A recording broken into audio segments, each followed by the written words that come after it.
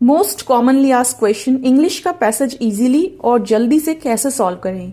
तो I will share my experience what I do. अगर मुझे दिखता है कि पैसेज की लेंथ ज्यादा है तो मैं सबसे पहले क्वेश्चंस को रीड करती हूँ। क्वेश्चंस को रीड करने से मुझे पता लगता है कि जो पैसेज है वो कुछ कुछ इस थीम से जुड़ा हुआ होगा, प्लस उसके अंदर कुछ ऐसे कॉमन सेंस वाले क्वेश्चन होते हैं जो मुझे पैसेज के अंदर नहीं मिलेंगे, जैसे कि टेंस से रिलेटेड क्वेश्चंस होते हैं। ठीक है, जैसे कि आपको सिमिलर वर्ड, सिनोनिम या एंटोनिम्स में से क्वेश्चन होते हैं। तो जब मेरी वोकैबुलरी ठीक होगी तो मैं ये वाले क्वेश्चंस इजीली कर पाऊंगी।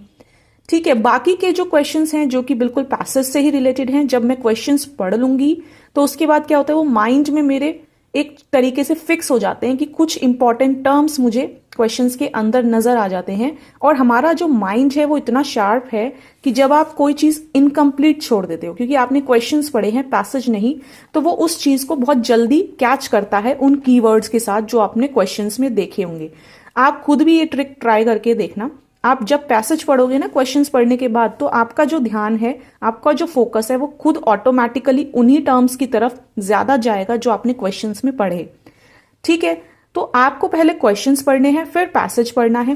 प्लस आपको सिर्फ इतना ही नहीं काम करेगा, आपकी जो रीडिंग है, रीडिंग स्किल बहुत अच्छी होनी चाहिए। आपकी जो रीडिंग स्पीड है वो फास्ट होनी चाहिए।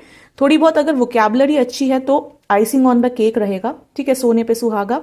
बिकॉज अगर आपकी वोकैब अच्छी होगी तो आपको जो चीजें हैं उनका सेंस बनाने में काफी हेल्प मिलती है। प्लस अगर आपकी वोकैबुलरी उतनी बस मैनेजेबल है, ठीक ठाक है, तो भी कोई दिक्कत नहीं है स्टूडेंट्स। बिकॉज आपको क्या करना है, एक पूरे सेंटेंस का सेंस बनाना है। ठीक है, आप सेंस के साथ भी काम कर सकते हो कि कुछ सेंस क्या आ रहा है। अगर आपको पर्टिकुलर वोकैबुलरी का मतलब नहीं पता तो उसका सेंटेंस का सेंस कैसा आ रहा है, आप ये भी करके आगे की तरफ फॉरवर्ड मूव कर सकते हो। ओके।